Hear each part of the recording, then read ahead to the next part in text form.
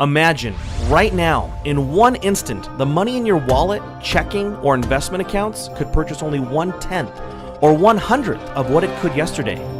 How would your life be affected? Could this even realistically happen? Well, who is in control of your money and how the US dollar works? Not you.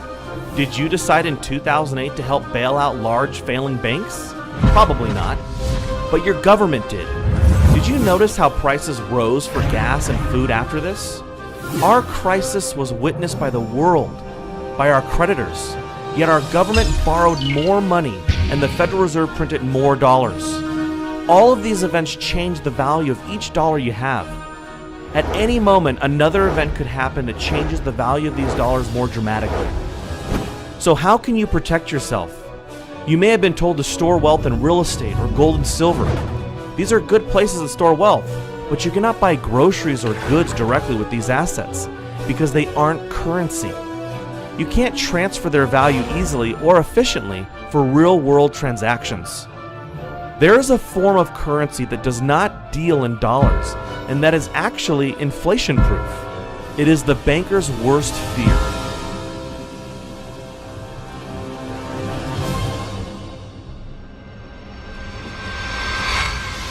Why is gasoline so expensive? Telling us which food brands are ready for the uptick in costs. The United States has just lost its top-notch AAA credit rating. 18 people have been charged in what may be one of the nation's largest credit card fraud rings. What some are calling fool's gold, it is the virtual currency called is a kind of holy grail of payments. We're asking whether or not this currency really has any longevity, let alone legitimacy. How can I hedge against inflation and other government manipulation? One thing I did was to buy Bitcoin. What are they? I don't really know that much about Bitcoin. Bitcoin is a purely online currency with no intrinsic value. It is digital currency, which you can then use to buy things online. Bitcoin. What is Bitcoin? Bitcoin, first introduced in 2009, is a relatively new technology in today's ever-changing world. Bitcoin is a digital currency, an innovative tool that is revolutionizing people's daily lives, as did smartphones, eBay, YouTube, and even the internet itself. I can communicate with people live anywhere in the world by typing on the keyboard. You've got mail. The Bitcoin network facilitates the instantaneous transfer of value across any distance over any borders, to any place on Earth. Specifically, it allows any person in any place with an internet connection to receive and transfer value. To send $8,000 from America to Australia, Western Union would charge you $336. In contrast, any value of Bitcoin can be transferred with a fee of no more than 2 cents at today's exchange rate. Besides being able to transfer wealth instantly, Bitcoin is highly valuable because in its specially designed software, the supply of currency units, also called Bitcoins, is increased at a steady rate. New Bitcoin creation will only cease in the year 2140 with a total of 21 million Bitcoins. As of September 2013, there exist in circulation over 11.5 million Bitcoins, over half the total supply that will eventually be mined. Mining Bitcoin is the process by which new Bitcoins come into existence. They are created in blocks, and currently 25 Bitcoins are mined per block. Blocks are generated about every 10 minutes as regulated by the software code and sent to the computer that mined them. The best miner is the one with the most computational power, but it is also based on luck who wins the reward. A rough estimate would put the total number of Bitcoin miners at 100,000. This mining process is more specifically known as hashing. All right, Emmanuel, let's start off with your website. Cloudhashing.com. When did you get the idea to create a hosted mining cloud hashing service? When my wife decided to throw all my computers from the attic. So I started off mining Bitcoin using computers. So I had a few computers sitting around and running permanently so the guests could not come around and spend time just because the room was super hot. They'll get a heat stroke. And at the same time, it was just costing a lot of money for electricity. So I invested in ASICs. Then upon my investment in ASICs, I had friends who were interested. So at that point I thought, they weren't computer literate, so I thought, let me manage it for them. So upon doing that, it kind of spiraled into a business. And, we launched Cloud Hashing in April this year. And we've been selling what you call Bitcoin mining contracts ever since. Did it bother you that we don't know who created it? I first heard about it in 2010. Well, I didn't think it was a great idea because I just couldn't see how it could take off into the mainstream. And lo and behold, 3 years later, the value just skyrocketed, and I thought, oh my goodness, I missed out on a golden opportunity at the advent of something great here. I think the very fact that I didn't know who created it kind of raised a lot of questions. I mean, but realistically, that didn't matter. The maths itself and the proof of work concept itself to super secure currency. It may be hard to trust such a new, strange, and exciting system like Bitcoin. Some, mainly computer technology enthusiasts, already see Bitcoin as more secure than email, online banking, and your E-Trade account. So what made you say, you know what, I'm going to trust Bitcoin? Well, that's a great question. Do you use the internet? I do. Do you trust it? I pretty much have to. You trust the internet. You don't necessarily trust everybody on the internet. No. Right. But you trust the internet. You trust that you go in and type in on your browser and you get to Walmart.com. You trust that's Walmart or whatever. Yeah. And there are legitimate actors on the internet, right? Like Amazon.com. I'm sure you bought stuff there. Mm-hmm. Well, Bitcoin is very similar. It is computer code that's a protocol. Like email, a person would not normally assume anyone in this case can see, delete, or otherwise access their email account without their permission and password. There is one exception in that your email provider could shut you down or even spy on you at the NSA's request. Why should people start taking a serious look at it who want to get off the government's radar? I think it's a very important thing. One thing that we don't really fully appreciate is the level of surveillance that we're under. And now all of your transactions are being databased, archived, stored, and they're going to be searchable forever. And you don't know who's going to be in power in 4 years or 8 years or 20 years. And you don't know what they're going to do with that information. And so why even have that information appear there in the first place? Bitcoin allows you to take control of that and to have it not even appear. This brings us to the topic of centralization. Bitcoin is decentralized. This means there is no central authority that can stop any specific Bitcoin transaction, and the same goes for the Bitcoin system as a whole. No one can lock or freeze a Bitcoin wallet or address, unlike a bank account. No one can arbitrarily create more Bitcoins than the software program was designed to make. No one can change the software without the majority of the entire network of users accepting a change. Programmers of the Bitcoin software are thus limited in their scope of changes to what the market is driving. Max Wright, he wrote a book called Bitcoin Revolution.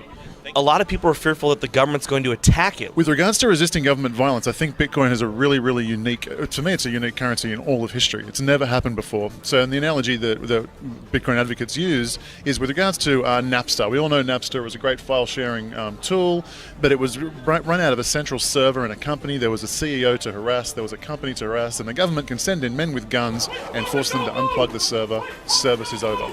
Bitcoin, in the same way BitTorrent solved the problem for Napster, it was decentralized and there was no one to harass. There's no you have to put a policeman in every bedroom in every house in the country or the planet to bring down BitTorrent. So too with Bitcoin.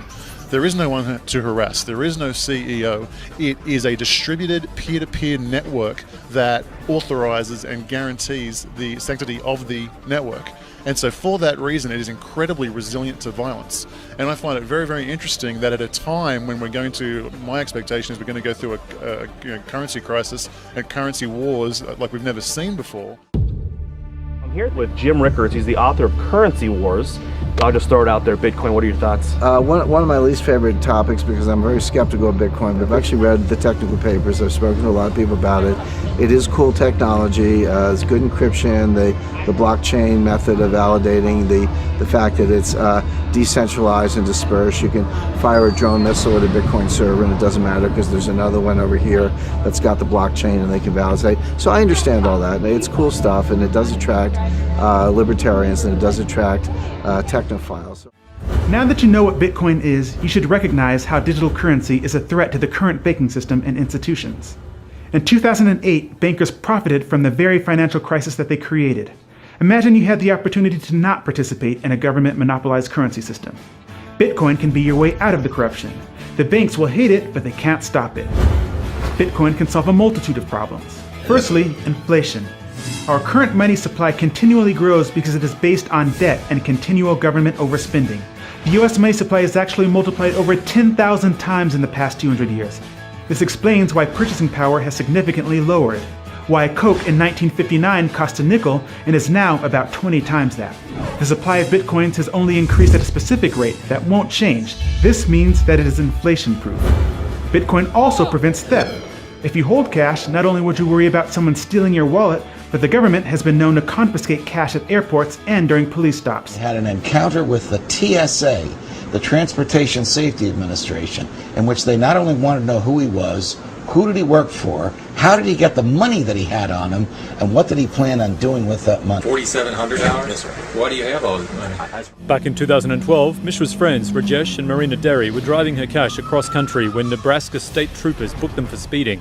Officers then got permission to search the car. In the back, they found 2 bags filled with cash and arrested the Derrys, believing the money was ill-gotten. You cannot steal bitcoins in a Bitcoin wallet without knowing someone's password. You can copy and store your wallet in an unlimited number of locations and access it from anywhere with internet access, just like email. With Bitcoin, it is much easier to move your money, as we noted earlier.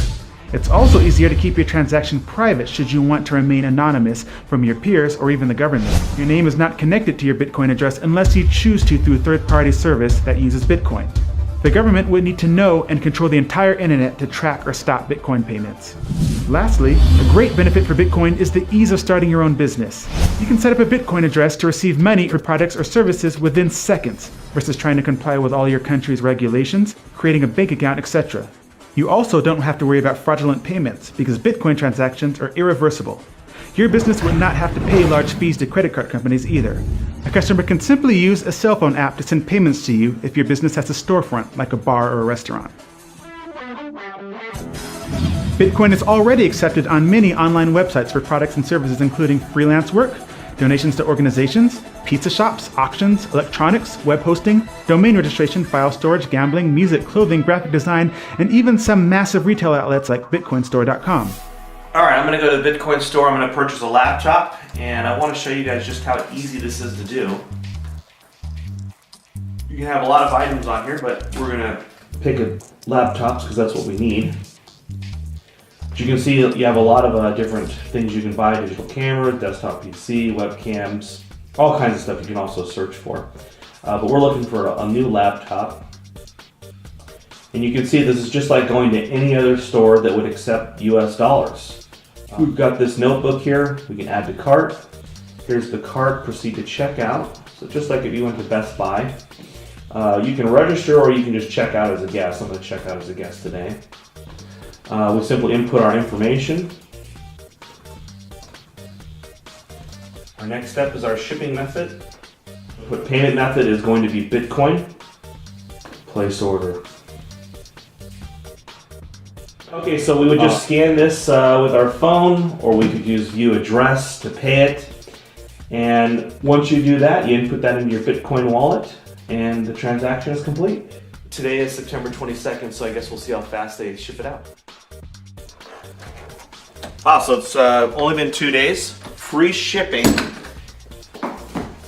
We ordered it on the 22nd of September, and we received it on the 24th. You've got all your accessories, brand new.